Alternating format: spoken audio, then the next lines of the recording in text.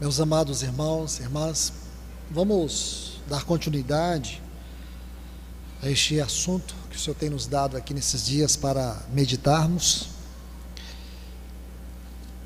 Mais uma vez, abram suas Bíblias, aqui no livro de Isaías, capítulo 53, versículo 7, e depois nós vamos retornar para Hebreus, apenas colocando mais um pano de fundo, que nos fará entender o amor do Senhor, esse misterioso amor, que a linguagem humana é completamente inadequada para poder expressar, explicar, definir toda a sua totalidade, todas as suas dimensões. Isaías capítulo 53, versículo 7 diz: ele foi oprimido e humilhado, mas não abriu a boca. Como cordeiro foi levado para matadouro, e como ovelha muda perante os seus tosqueadores, não abriu a sua boca. É isso que nós vamos buscar nesse momento, como pano de fundo, para entendermos essa salvação pela vida, como hoje, pela vida, pela sua vida no trono, Ele está nos salvando. Mas nunca vamos entender o seu grande amor hoje, se nós não compreendermos essa base, essa exposição doutrinária do seu amor. E essa exposição, ela está em fatos, não é uma explicação, é a história da sua vida.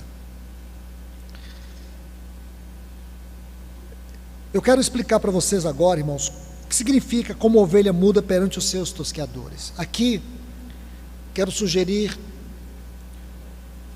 dois textos. Primeiro, está lá em Coríntios, em 1 Coríntios capítulo 1, versículo 30, quando diz assim: o qual se tornou da parte de Deus. Aí ele vai dizer algumas coisas, porém eu quero que você olhe apenas isso. Ele se tornou da parte de Deus justiça. Justiça.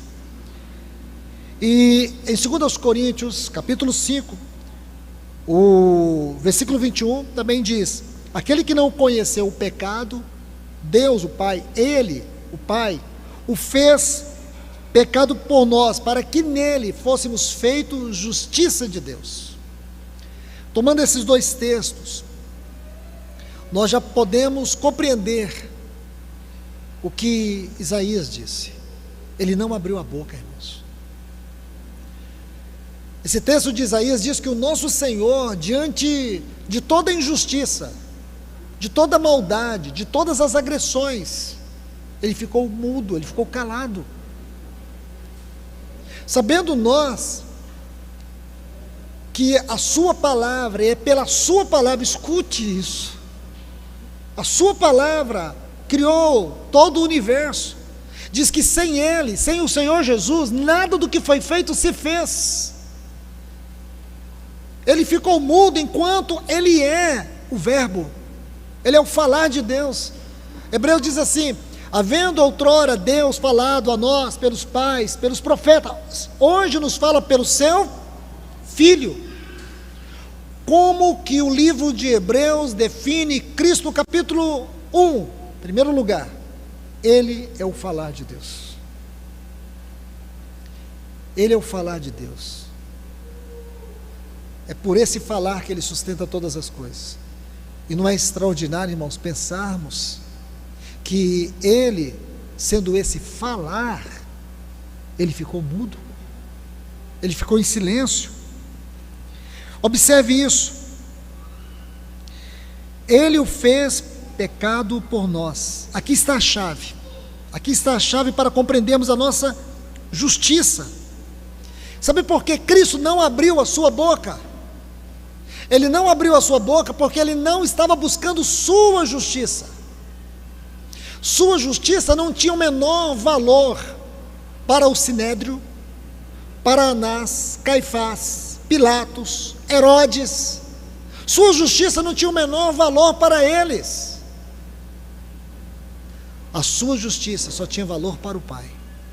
Então ele não tinha nada o que dizer de si mesmo. Ele não tinha por que se defender. Então ele se calou. Por quê?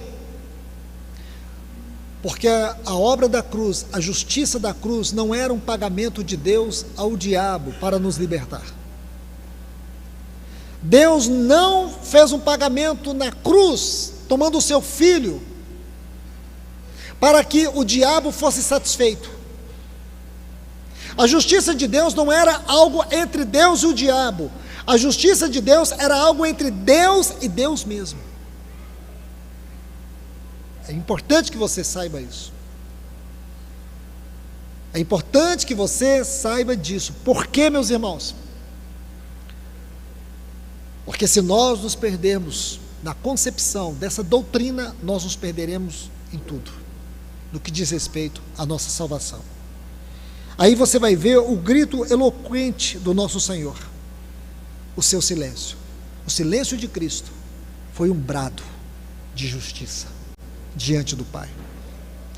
Ele se calou diante dos seus algozes, porque ele não buscou a sua justiça, ele buscou a nossa. Imagine quando Caifás estava apontando o dedo para ele, imagine quando eles o acusaram sem testemunhas. Imagine Caifás olhando para Jesus, inquirindo Jesus, questionando Jesus. Se ele diga: você é filho de Deus? Você é o filho de Deus? Então, naquele silêncio, eu fico pensando que Jesus olhou para Caifás e diz: não tem nada a ver comigo, tem tudo a ver contigo. Mas Caifás iria entender? Caifás seria capaz de entender? Meus irmãos e irmãs, aqui eu quero mostrar algo para vocês. Vamos ler alguns textos rapidamente, para nós entendermos aqui. 3 ocasiões em que o Senhor ficou calado em todo esse processo do juízo sobre ele. Primeiro, Mateus capítulo 26, os versículos 62 e 63. Mateus capítulo 26, diante do sumo sacerdote.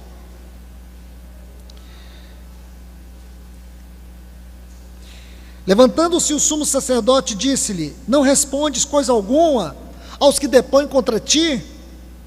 E Jesus, porém, guardava silêncio.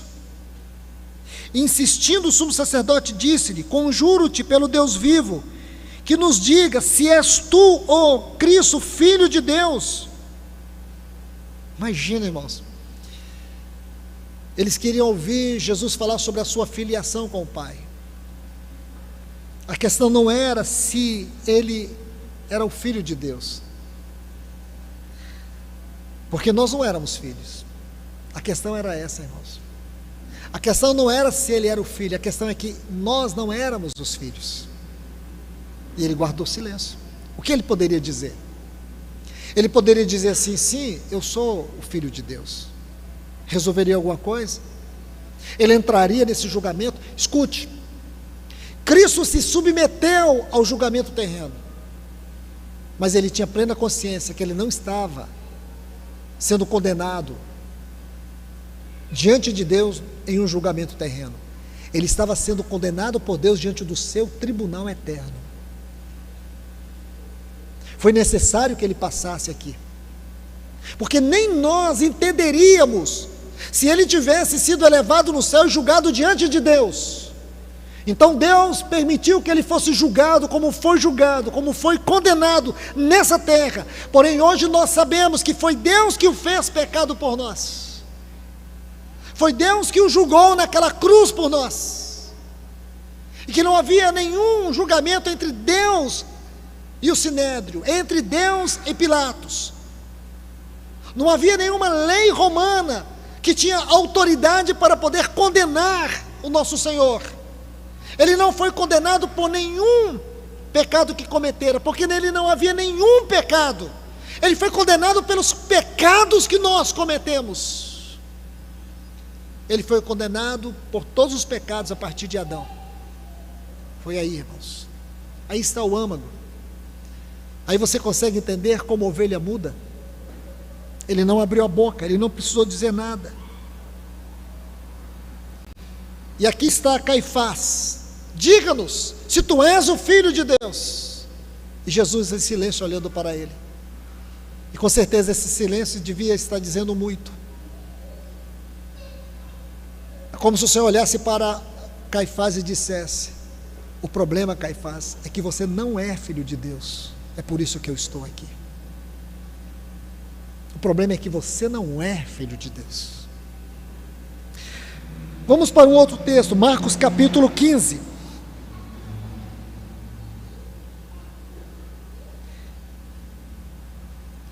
Diante de Pilatos, diz assim que os principais dos sacerdotes o acusavam de muitas coisas, porém ele nada respondia. E Pilatos o interrogou outra vez, dizendo: nada respondes? Veja quantas coisas testificam contra ti. Mas Jesus nada mais respondeu, de maneira que Pilatos ficou impressionado.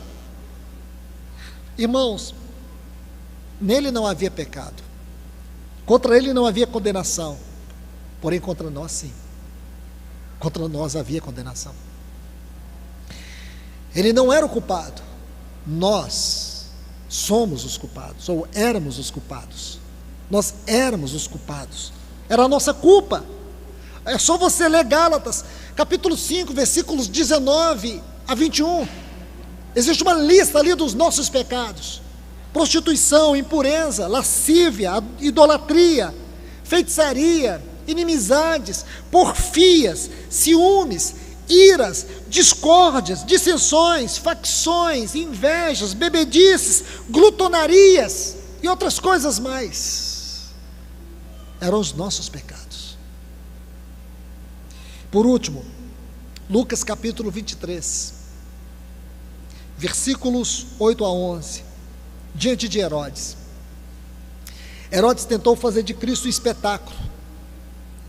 Então diz assim, Lucas capítulo 23, versículos 8 a 11. E Herodes, quando viu a Jesus, alegrou-se muito, porque há muito desejava vê-lo, por ter ouvido dele muitas coisas, e esperava que ele pudesse fazer algum sinal na sua presença. E interrogava-o com muitas palavras, mas ele nada lhe respondia. E estando os principais sacerdotes e os escribas acusando-o com grande veemência, e Herodes com os seus soldados desprezou-o, e escarnecendo dele, vestiu de uma roupa resplandecente e tornou a enviá-lo a Pilatos. Então ali estava Herodes tentando fazer da morte de Cristo um espetáculo. Sua morte, irmãos, na verdade foi o maior acontecimento do universo. A morte de Cristo foi o maior acontecimento do universo. Ele não abriu a sua boca mais uma vez. E por que ele não abriu?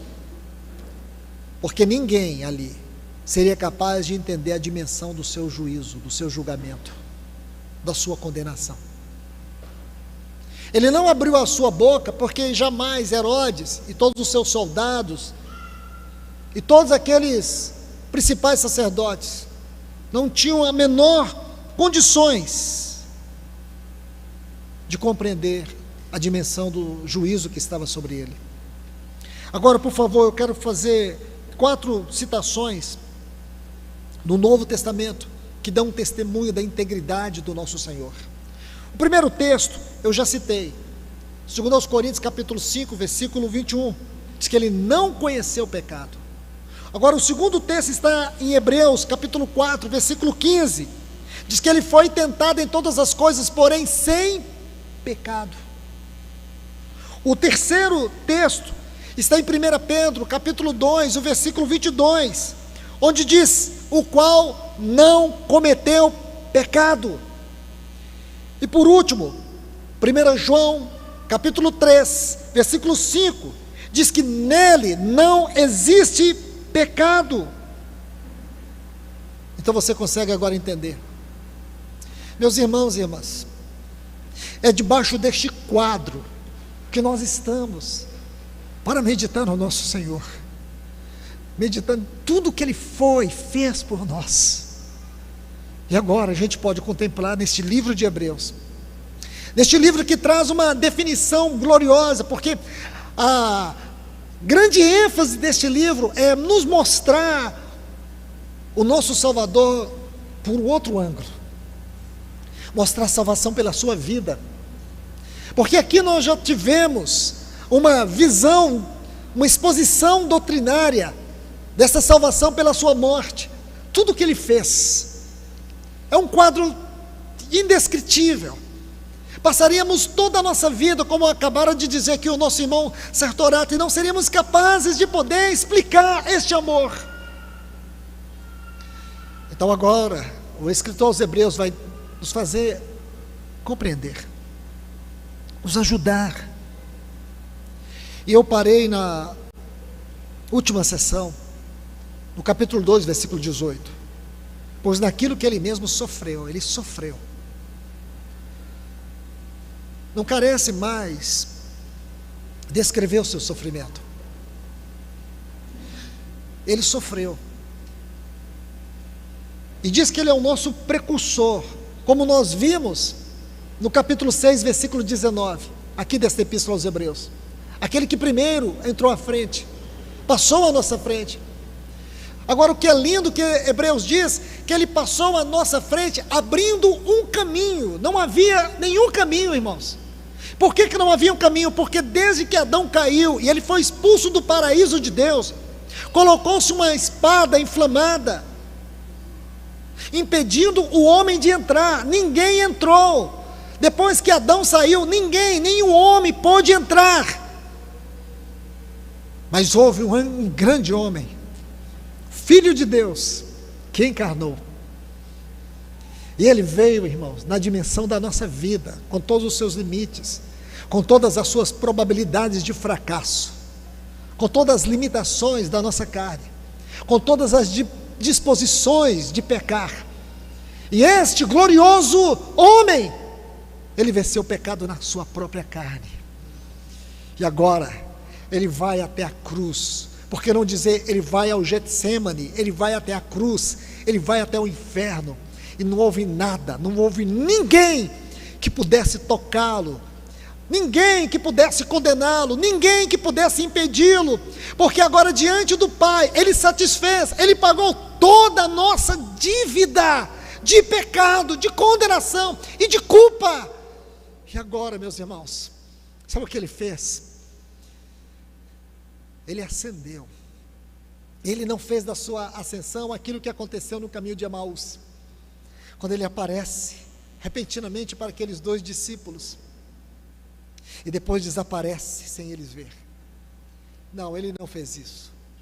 Ele convidou os seus, e os levou até Betânia, e ali ele deu as costas para Jerusalém, e ele colocou sua face voltada para Betânia, e ele vai ascendendo diante deles, e eles vão olhando. Sabe o que ele estava fazendo, irmãos? Quando nós falamos da ascensão do Senhor, você precisa ter isso em mente. A ascensão do Senhor foi o caminho que ele fez para nós.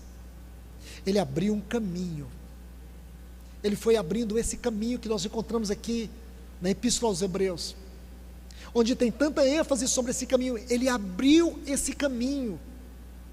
Agora, irmãos, aquela espada da justiça de Deus que foi cravada sobre ele, aquela espada que impedia que o homem entrasse e desfrutasse da árvore da vida, agora essa espada foi tirada e foi cravada nele lá na cruz. O caminho se abriu de volta. Agora não é da árvore da vida do paraíso que nós podemos comer, nós podemos comer dele, podemos beber dele, e lembrando da sua morte e aguardando a sua volta. Que lindo é isso, irmãos, porque ele sofreu.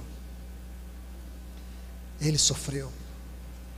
Agora, por favor, vamos para o capítulo 4, vamos ler com detalhes, vamos ler devagar, a partir do versículo 14. Tendo, esta é uma palavra-chave na Epístola aos Hebreus. Tendo, essa palavra, ela vem de um vocábulo grego que significa uma posse. Uma posse que ninguém pode te tirar. Uma posse que envolve segurança, uma posse que envolve certeza. Então, sempre que você encontrar essa palavra em Hebreus, tendo, ela ocorre em alguns lugares. Em vários lugares você vai encontrar esta palavra. Então veja aqui, diz: tendo, portanto, um grande sumo sacerdote. Olha esta frase: que penetrou os céus. Isso aqui está falando da ascensão. E deixe-me colocar um ponto muito importante. Jesus, ele não era sumo sacerdote. Não. Ele tinha a posição de filho de Deus. E deixe-me dizer alguma coisa: 11 vezes, nessa epístola aos Hebreus, Jesus é mencionado como filho. Agora é importante nós dizer que a ideia que nós temos de filho, segundo a tradução da Bíblia, é uma ideia semítica.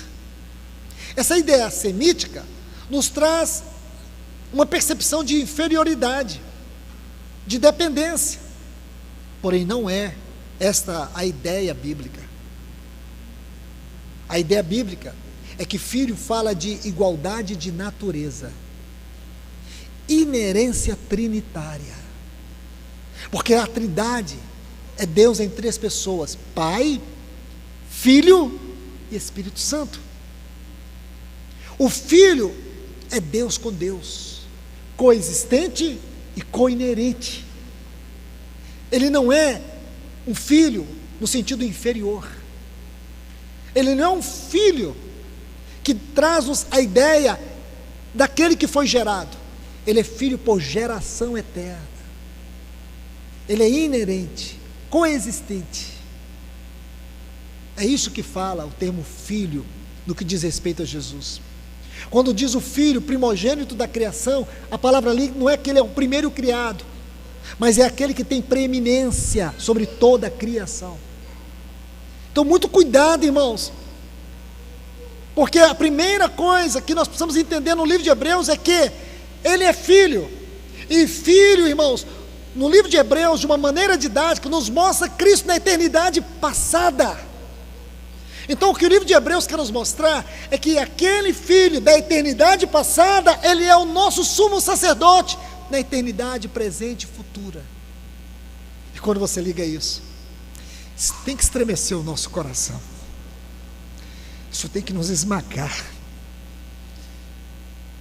Porque imagina, irmãos, que aquele que chega diante de Deus para interceder por nós, em primeiro lugar ele é filho, e em segundo lugar ele é o sumo sacerdote.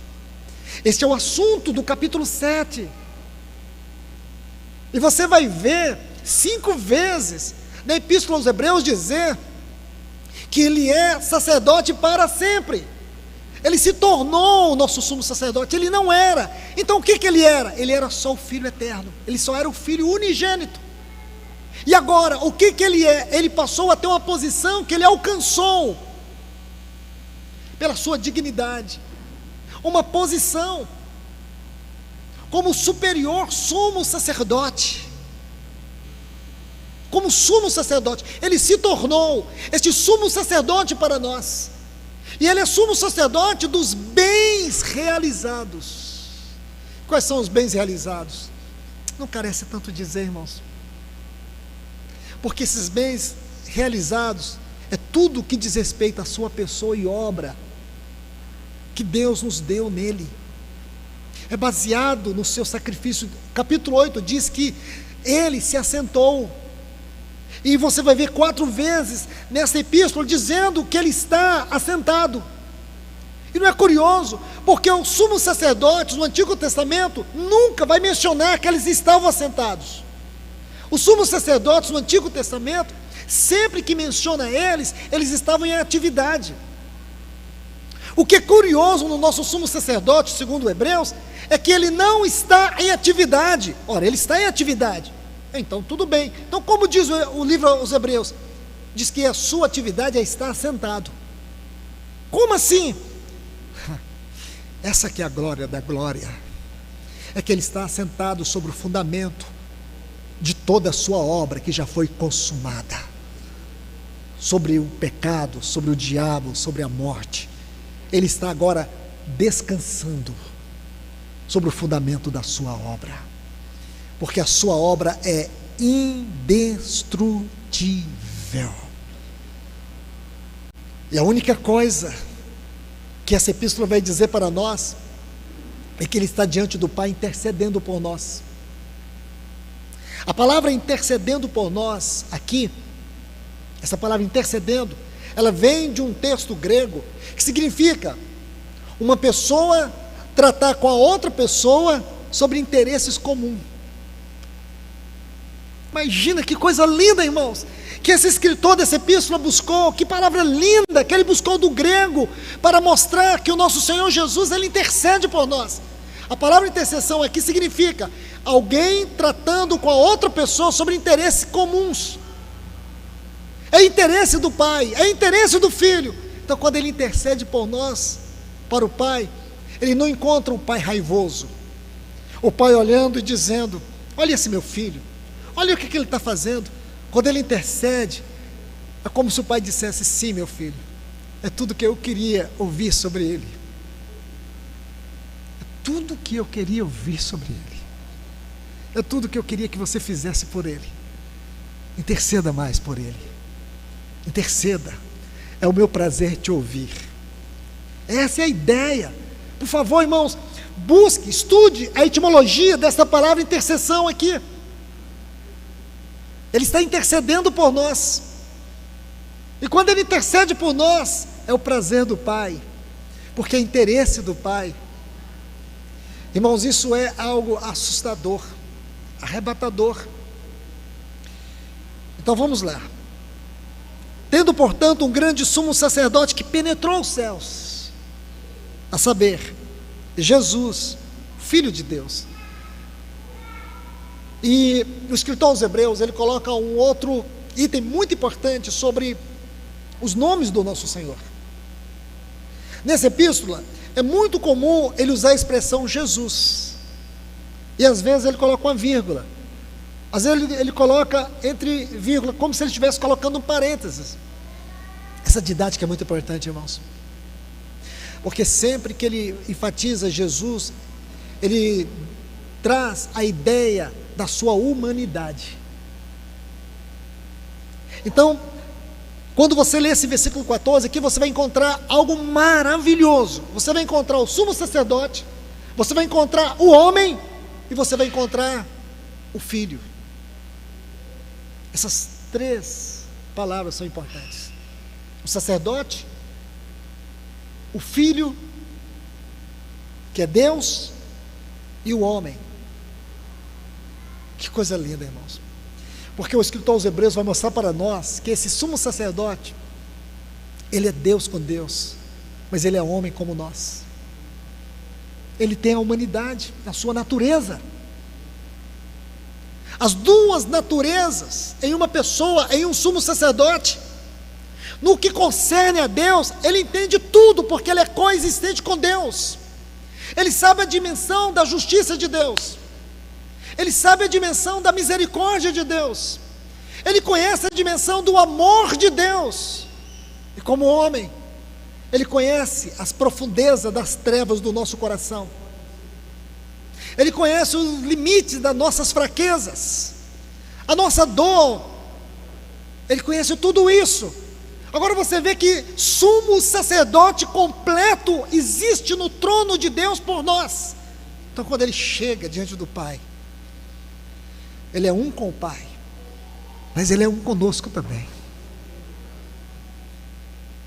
Ele é um comigo, ele é um com você.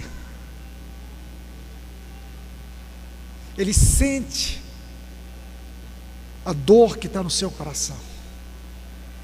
Ele sabe exatamente a dimensão da sua fraqueza, e ele está lá por você. Por isso que Paulo, escrevendo aos Filipenses, ele vai dizer: aquele que começou em vós a boa obra, ele não vai parar, ele não vai deixar a obra inacabada, ele não vai deixar você caído, ele não vai deixar você fracassado.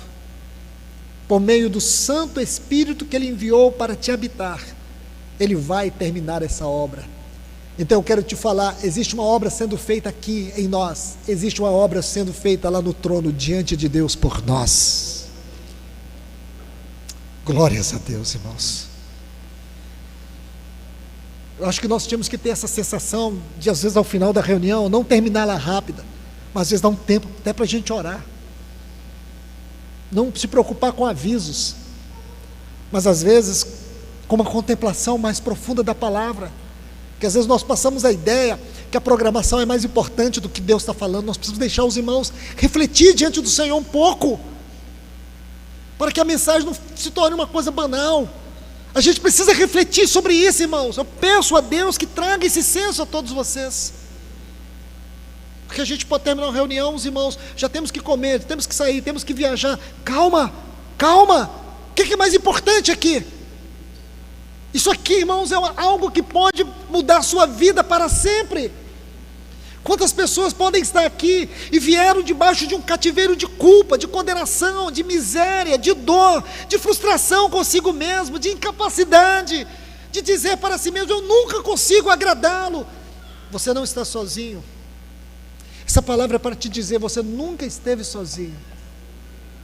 Diante de Deus, lá no trono, tem um sumo sacerdote que conhece a dimensão das suas fraquezas, da sua incapacidade, da sua dor, das suas misérias.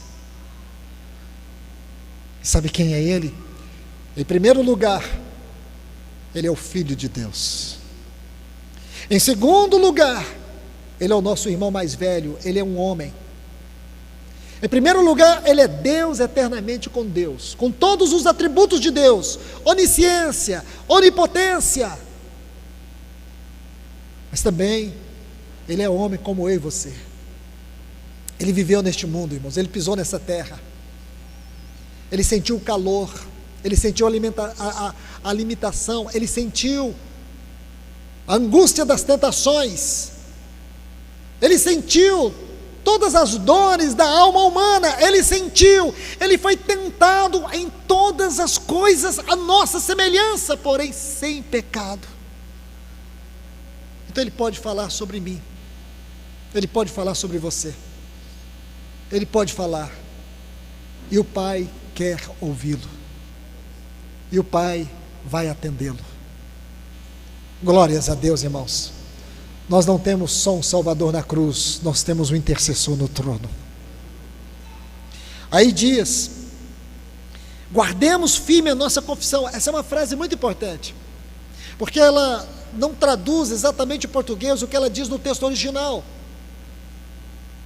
Uma simples tradução dessa frase significa dizer o mesmo que, dizer o mesmo que Deus.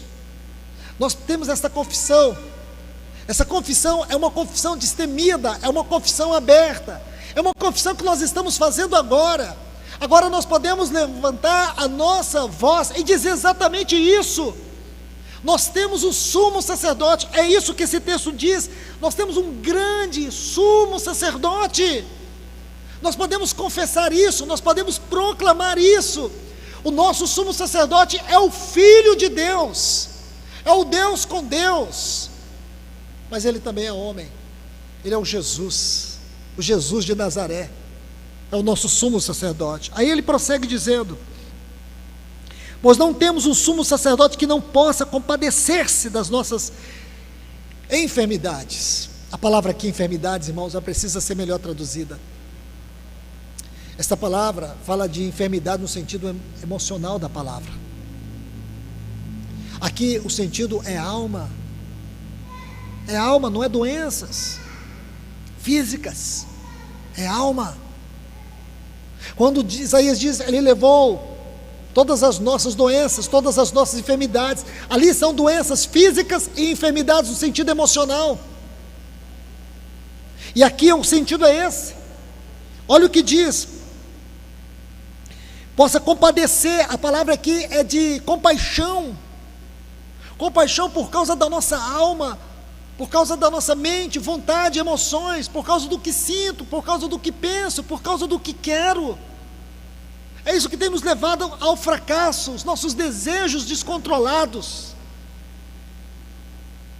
nossas emoções exacerbadas. pelos anelos do mundo, nossa mente perturbada, ansiosa, doente, escravizada.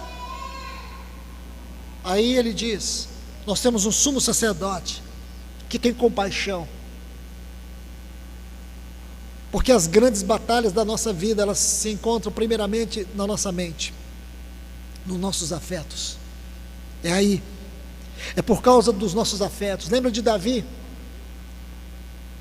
No capítulo 9 de 2 Samuel, era tempo dos reis e para as guerras, Davi ficou, e ele saiu ao terraço do seu palácio. O que ele viu? Uma linda mulher.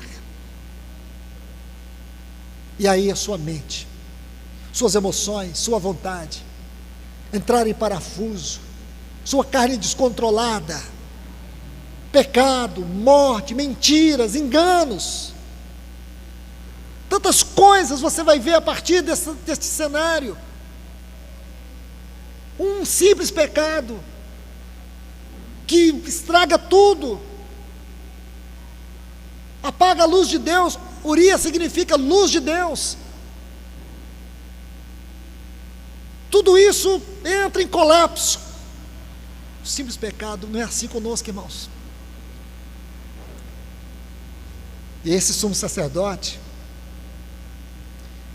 ele viveu isso. Mas ele, diferente de nós, o pecado não teve nenhum resquício na sua natureza. Ele venceu todos. Agora ele tem moral para chegar diante do Pai e dizer: eu dei minha vida por ele, eu dei minha vida por ela. Eles não são capazes de vencer. Olha lá, olhe, eles pecam, eles falham, mas eu estou aqui por eles. Esse trono aqui não é o trono da condenação, é o trono de misericórdia. Olha o que diz, irmãos. Vamos ver: acheguemo-nos, portanto, com confiança ao trono da graça, para que recebamos misericórdia. Esse é o trono onde a misericórdia é derramada. O que é misericórdia? Misericórdia, escute, grave isso. Misericórdia é Deus não dar. É Deus não dar o que eu e você merecemos. Ele não dá. Por isso é o trono de misericórdia. E quem está nesse trono de misericórdia? O nosso sumo sacerdote. Fazendo o quê? Intercedendo por nós. Intercedendo por nós. E digo para vocês, escuta o que eu estou te falando. Se esse sumo sacerdote não estivesse no trono, nenhum dos discípulos de Cristo teria alcançado a eterna salvação. Nem Paulo, nem Pedro, nem João, nenhum dos pais da igreja, nenhum dos grandes reformadores, ou algum dos heróis da fé, que você cite o nome, nenhum deles teria alcançado. Nenhum de nós poderemos alcançar. Todos nós, como eles, só vamos estar lá diante daquele trono e ouviremos aquele grande convite: sente no meu trono juntamente comigo, assim como eu venci. Ele diz lá, a igreja de Laodiceia: assim como eu venci e sentei no meu trono, vocês também sentarão. O que ele quer dizer? Vocês só vão poder sentar no trono porque eu venci. E nós não vamos vencer? Nunca, irmãos. Nós nunca vamos vencer, nunca. Por nós? Nunca. Com a minha força? Nunca. E se eu lutar para ser santo? Nunca. Então como nós vamos vencer? Ele vai nos colocar na sua vitória. Graças a Deus que nos dá a vitória por intermédio do nosso Senhor e Salvador Jesus Cristo. Ah, mas lá nas 7 cartas diz ao vencedor. Sim. Então o vencedor não é o que vence. Lá em Romanos capítulo 8 diz que somos mais que vencedores. Sim. Somos mais do que vencedores, porque foi Ele o precursor, foi Ele que abriu o caminho, Foi Ele que venceu o mundo, a carne, o diabo e a morte, e foi Ele que se tornou a nossa vitória. Foi Paulo que disse em Filipenses 4, eu posso todas as coisas naquele que me fortalece. Não pense que você pode todas as coisas. Nós não podemos todas as coisas. Só podemos todas as coisas naquele. Se você tirar naquele, você não pode nada. Nós só podemos porque Ele é a nossa vitória. Este é o grande segredo.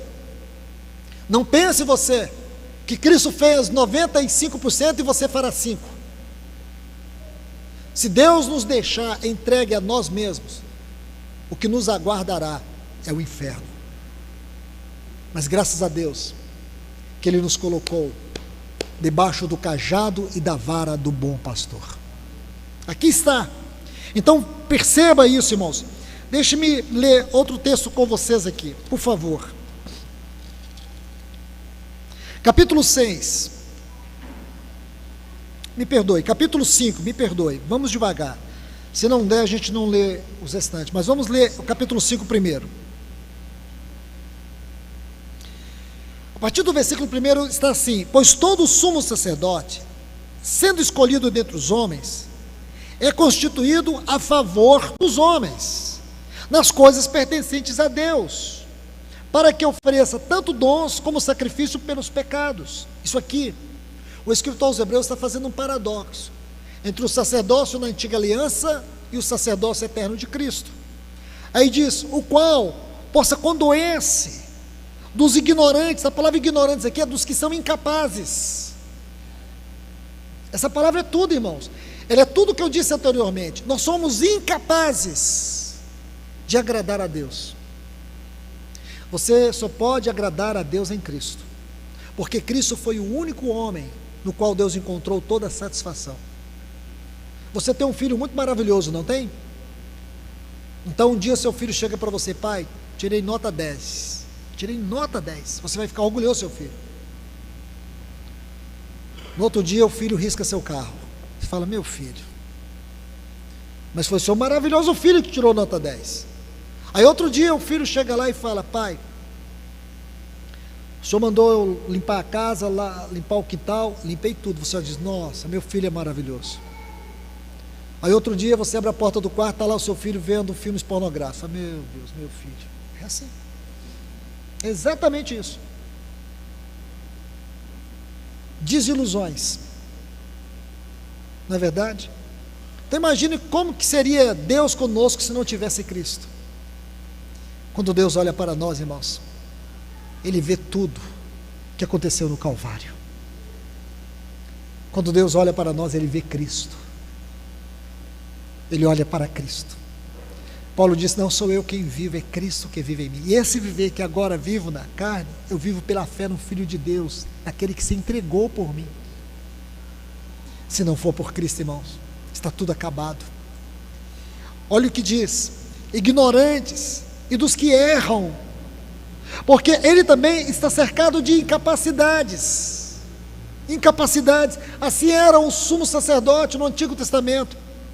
E por essa razão deve tanto pelo povo como também por si mesmo oferecer sacrifício pelos pecados. Então, como que era feito o sacrifício na antiga aliança? No dia da expiação, primeiro,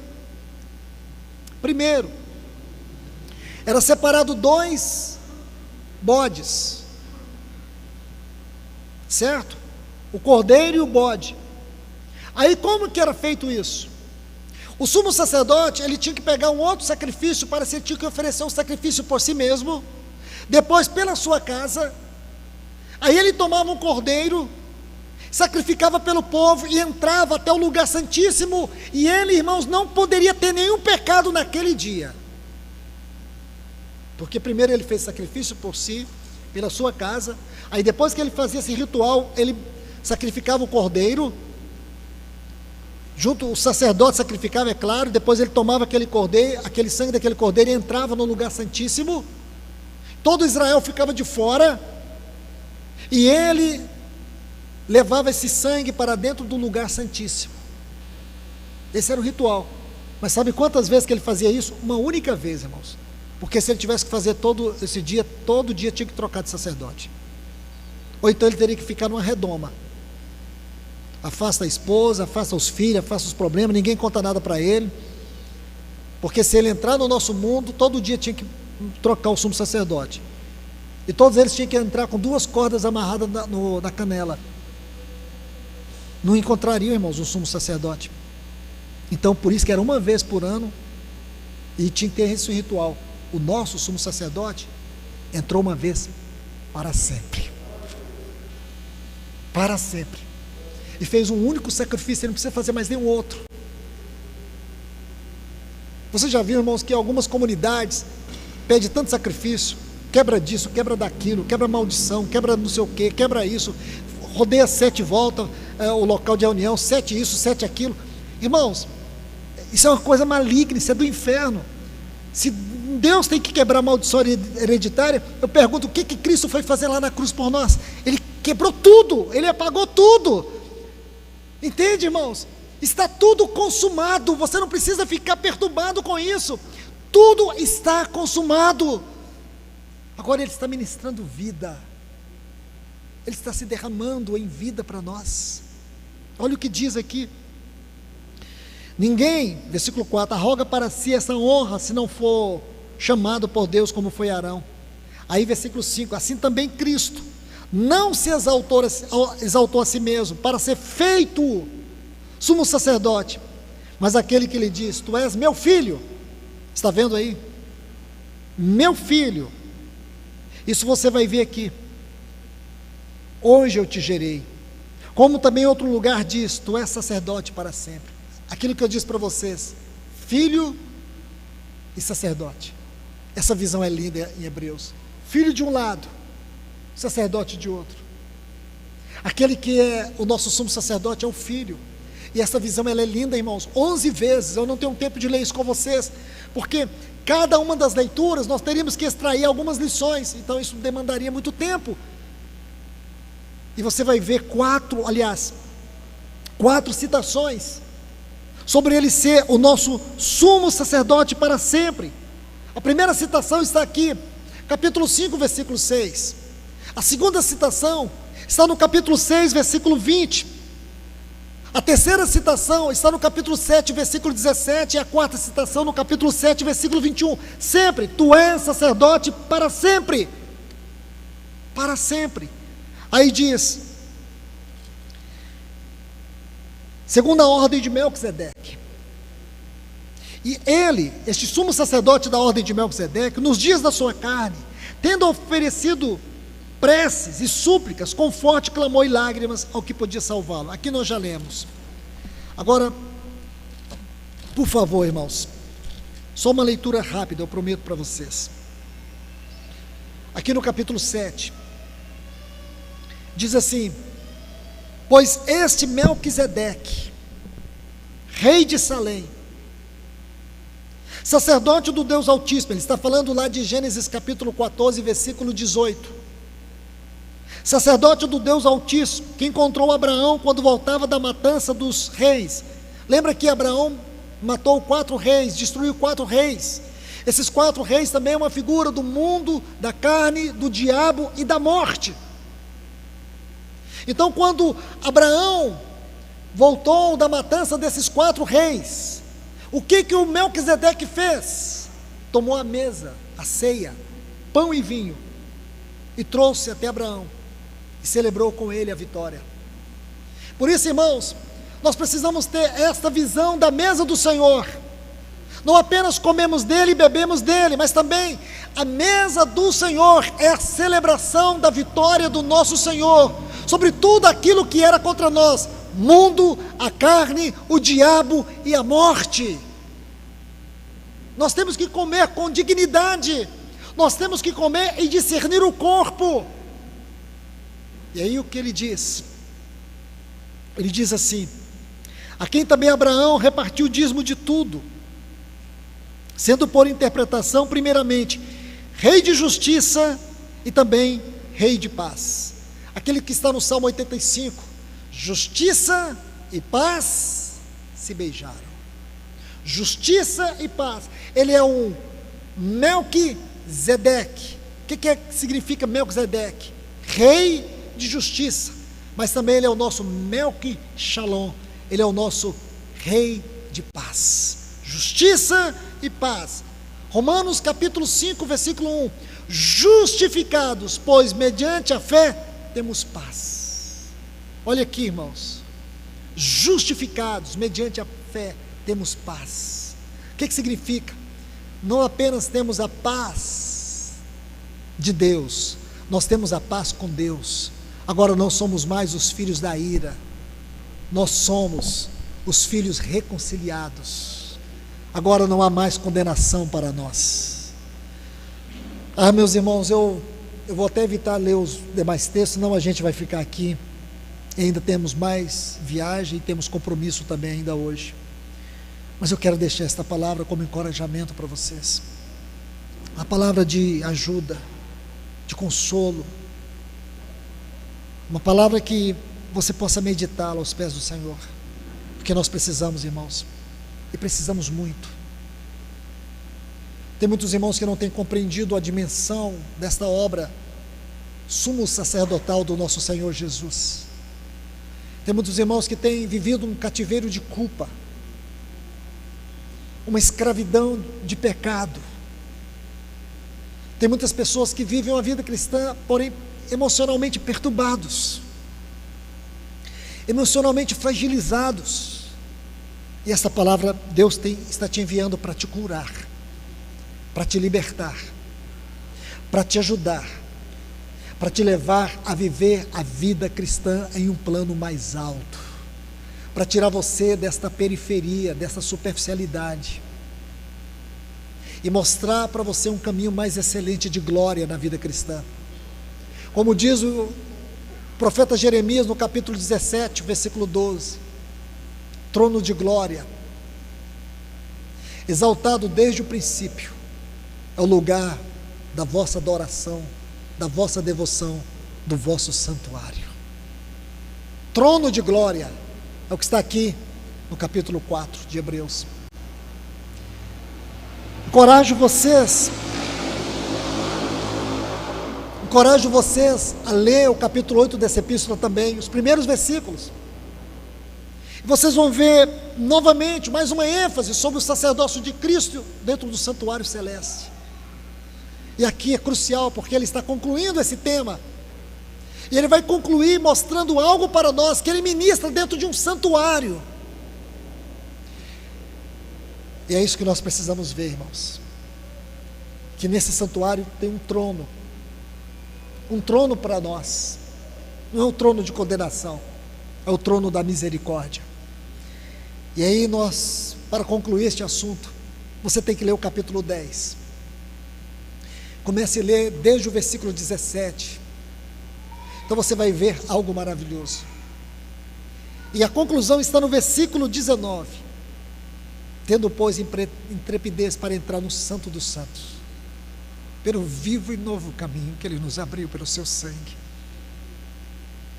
Aí ele vai concluir dizendo que nós temos um grande sumo sacerdote sobre a casa de Deus. Então nós podemos viver a vida cristã com muita alegria, irmãos. É hora de nós descobrirmos isso na vida cristã. Tem muitos irmãos oprimidos, deprimidos, confusos, perturbados, desanimados. Não é hora para isso, irmãos. Essa mensagem vem para nos libertar. Essa mensagem vem para nos tirar dessa mediocridade e nos colocar no lugar onde nós devemos estar como igreja do Senhor Jesus. Os cristãos primitivos eram muito mais limitados em termos de sociedade, em termos de condições e muitos outros aspectos. Eles sofriam muitas perseguições piores do que nós. Eles não tinham a liberdade que nós temos, eles não tinham os recursos que nós temos. E eu vou dizer algo para vocês. Se Deus permitisse que um cristão que viveu a vida da igreja primitiva entrasse, estivesse conosco desde a primeira reunião, e ele ficasse aqui até agora, ouvindo essas palavras, e se fosse lhe dada a oportunidade para dizer alguma coisa, sabe o que ele diria olhando nos nossos olhos? Vocês são uma seita. Vocês são uma seita. Vocês não são o corpo de Cristo. Porque como pode vocês saber tudo isso e viver tão tímidos? Porque no nosso tempo, quando nós orávamos, nós tínhamos certeza que os céus se abriam. Quando o nosso irmão Pedro, ele foi preso, ele estava lá na prisão, não foi o anjo que soltou Pedro, foi a oração que liberou o anjo. Fomos nós que oramos. Só porque nós oramos, um anjo libertou Pedro. O anjo só foi o instrumento da nossa oração. Era assim que a gente vivia. As verdades de Cristo saltavam diante dos nossos olhos, no nosso coração. Os irmãos tinham prazer de sofrerem perseguição pelo Evangelho. Os apóstolos tinham prazer de serem açoitados por causa de Cristo, de sofrer por causa de Cristo. E vocês estão aí com medo de quê? Pandemia, de morte. Nós tínhamos prazer de morrer, porque nós sabíamos que do outro lado da eternidade, aquelas mãos furadas nos recebiam. Era assim, nós tínhamos alegria em viver Cristo. Vocês estão retrocedendo? Vocês estão emocionalmente doentes?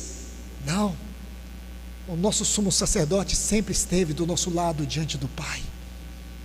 Sério, irmãos, com certeza algum cristão primitivo, se pudesse viver o que nós estamos vivendo nos nossos dias, eles sairiam correndo pelas ruas com a mão na cabeça e dizer: onde está a igreja do Senhor? Cadê o povo do Senhor? Cadê o povo que tem o leão da tribo de Judá? Cadê o povo que os seus nomes estão escritos no livro da vida? São esses tímidos, são esses irreverentes, são esses com uma fé mórbida. Não, irmãos, é lógico que eu estou com ironia, mas me perdoe, não é tempo para isso não, irmãos.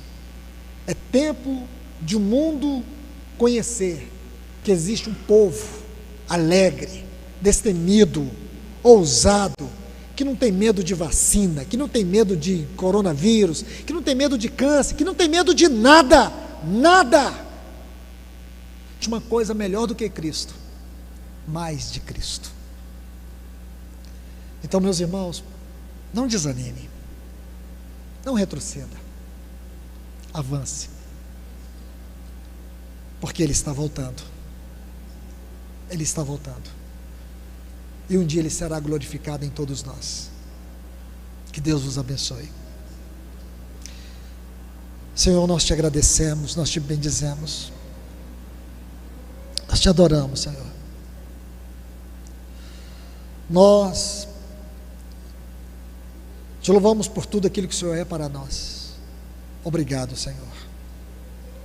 Obrigado, meu Senhor. Obrigado por tudo.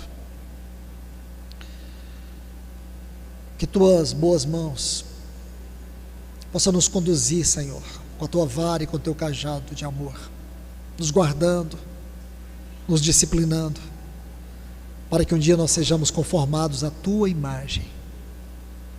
Obrigado, Senhor. Obrigado, Pai, por nos ter dado Jesus Cristo, por ter nos dado o teu Espírito Santo. Obrigado por ti mesmo. Obrigado pelos meus irmãos. Nós te damos graças em nome de Jesus. Amém.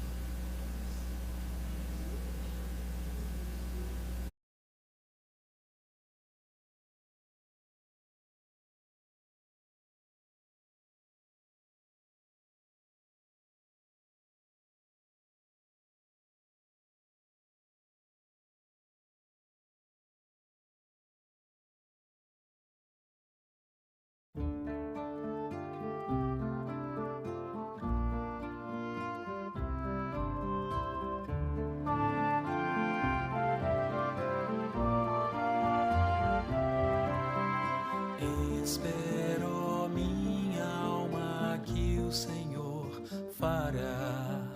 Descansa enquanto vês Ele te transformar.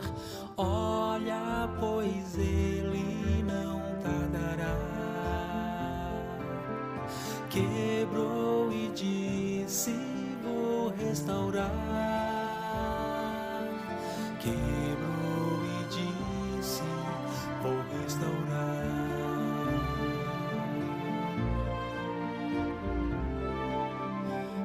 Teus pensamentos, meu ver e entender, minhas forças, meu alto confiar, orgulho e toda a independência do meu ser não mais vão me impedir. Teu Espírito em mim fluirá, Teu Espírito em mim fluirá, Teu Espírito em mim fluirá. Sem forma ficarei e sei que é bom ficar, mas Deus, não demores, vem me moldar, dá-me nova canção, quero te adorar, ver a tua mão em tudo reinar. Aleluia, aleluia, aleluia.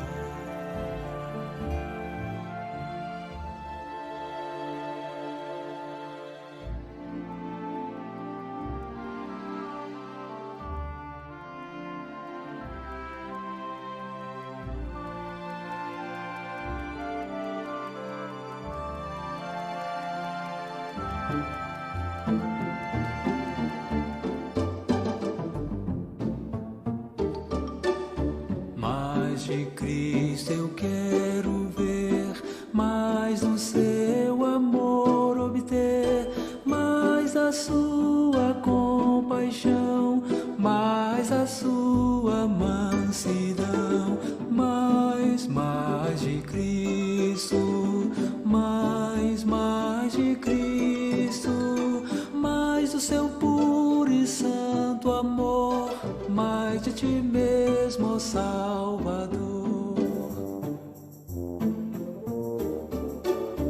Mais de Cristo compreender, quero a Cristo obedecer, sempre perto dele andar, seu amor manifestar. Mais de Cristo, mais de Cristo, mais do teu puro e santo amor, mais de ti mesmo, ó Salvador.